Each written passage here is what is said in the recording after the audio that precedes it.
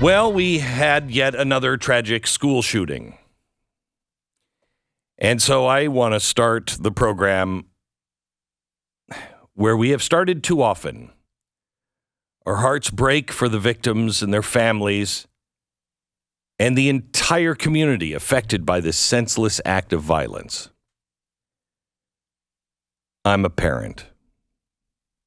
I'm a concerned citizen. All of us fear for the safety of our children and our loved ones. We share the same goal of creating a safe and secure environment for everyone, but especially in the places of learning and growth.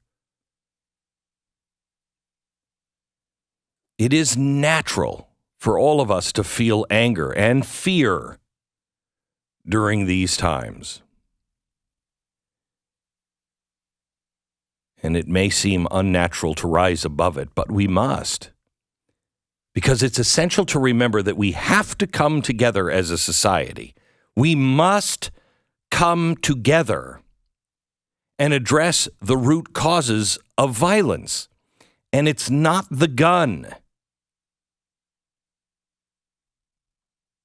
but rather the misuse of them by individuals who are mentally ill or have a criminal intent. I, for one, want to address the problem of gun violence. I am worried about this with my own children. Every American, I don't care who you voted for, feels the same. But enough is enough. When will we address mental health? Do you know the damage that we have done to our children just because of COVID? The damage to their mental health. Look at the suicide rate. What is causing all of this? It is the loss of the old guards of our civilization. There are a few areas I think we need to address. First, the parents and families.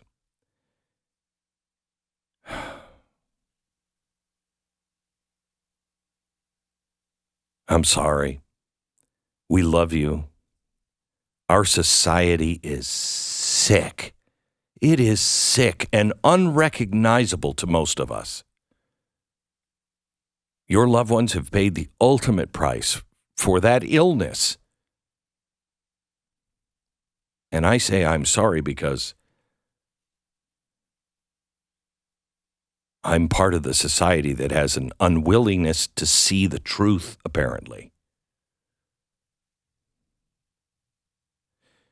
To the mother of the 27-year-old shooter, I've read your old posts. You've been fighting against guns in school. While we disagree, we both want this violence to end. And I've read your post about your children and how proud you are, and the moments of beauty. You feel like every mom and dad feels about their child, and you were right to feel that way. Today, how confused you must be. You should know we love you too. You lost a child as well.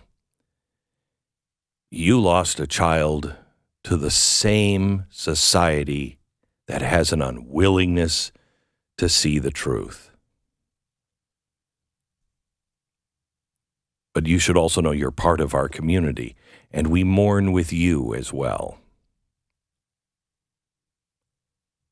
Now, to the political class and the media elites. You have been dividing us for years. At first, I think I was a part of that. I've tried really hard not to be. But you're not sincere in anything you do. I don't know. At first, maybe you thought you were right.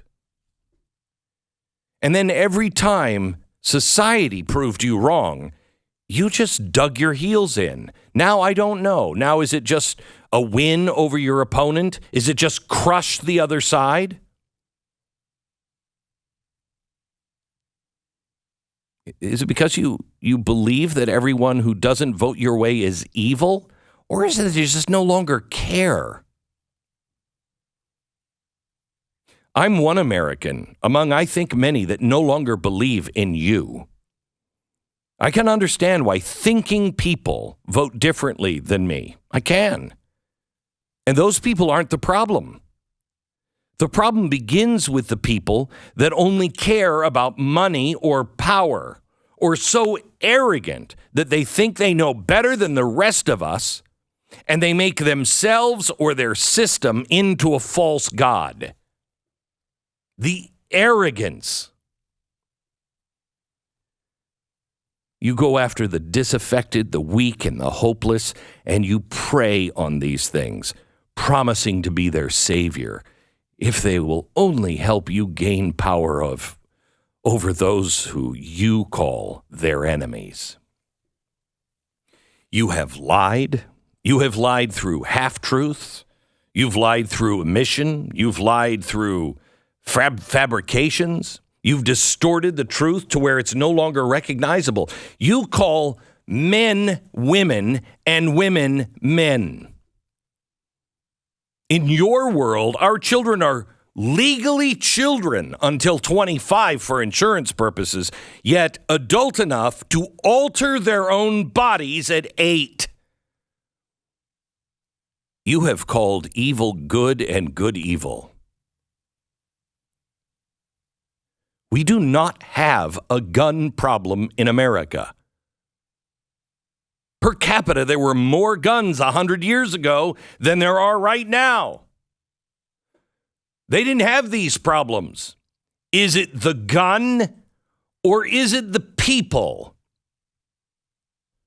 What we have in America is a truth problem. We have turned ourselves inside out. We have turned ourselves against the basic principles that gave us life and freedom.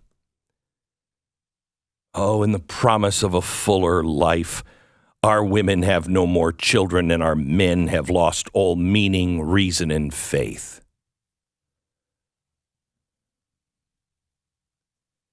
From the beginning of time, as Kipling noticed, you promised us perpetual peace. You swore if we just give you our weapons, that the wars of the tribe would cease. But we know if you disarm us, you'll sell us and deliver us bound to our foe.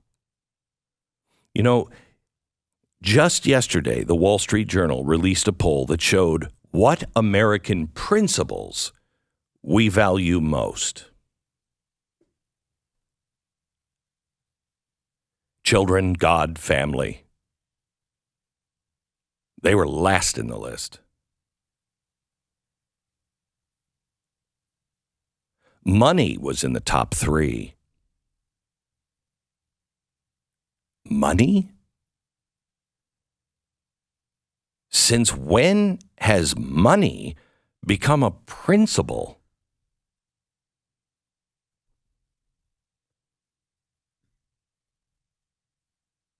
I guess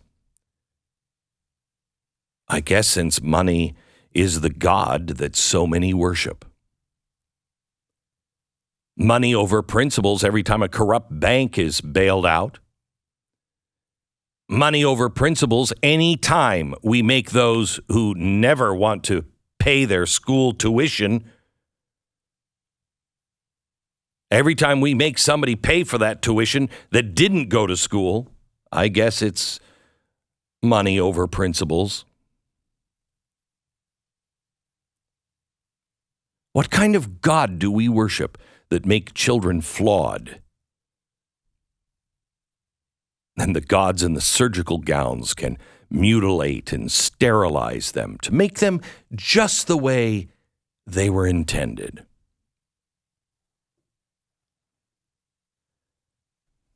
That's an ancient God that I don't recognize.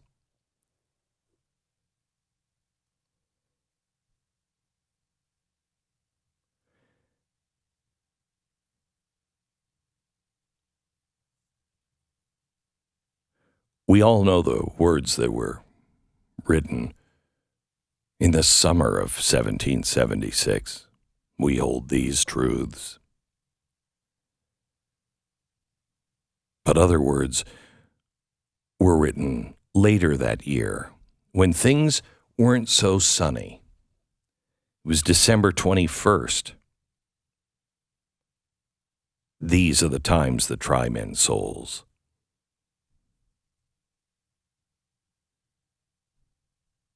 That turned our nation around.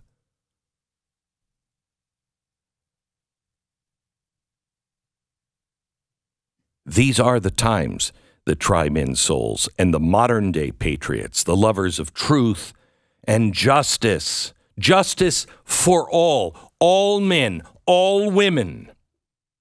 And yes, we can define that. We must stand firm in the face of an ever-growing storm of disinformation, discord, division.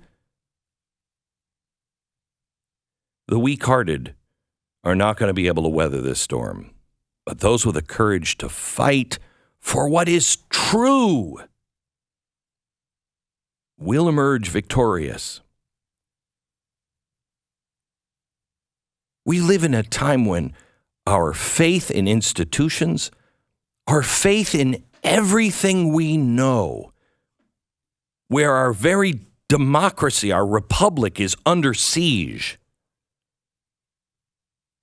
The way out is to remember the principles.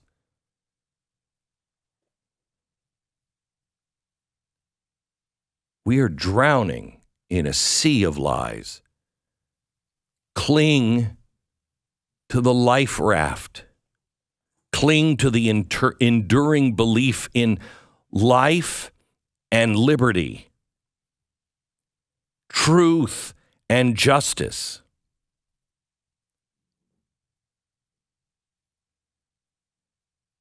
We'll only be able to find our way out if we can rekindle the flame of unity and embrace the American spirit that carried us through so many crises before. We've been here before.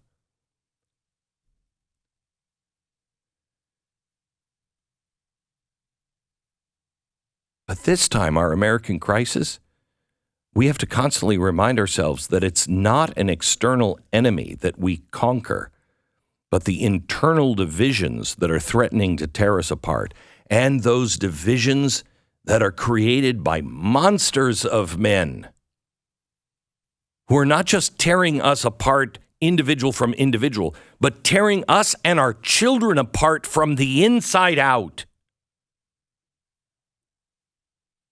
America, it is high time to reaffirm our commitment to the values that define us as a people. It is our collective responsibility as free people to stand up for those principles of truth. The seeds of division have been sown by those who seek to manipulate and exploit us for their own gain. To shatter our trust in one another, to instill fear and hatred where there should be understanding and compassion. Truth is now clouded by conspiracy. The lines between fact and fiction have been blurred. Truth is a light.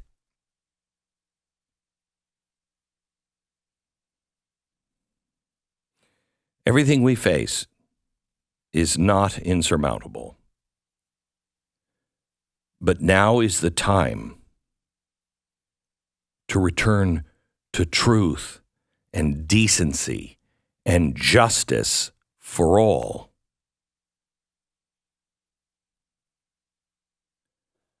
Our kids are the ones who are going to pay the highest of prices for what we do now.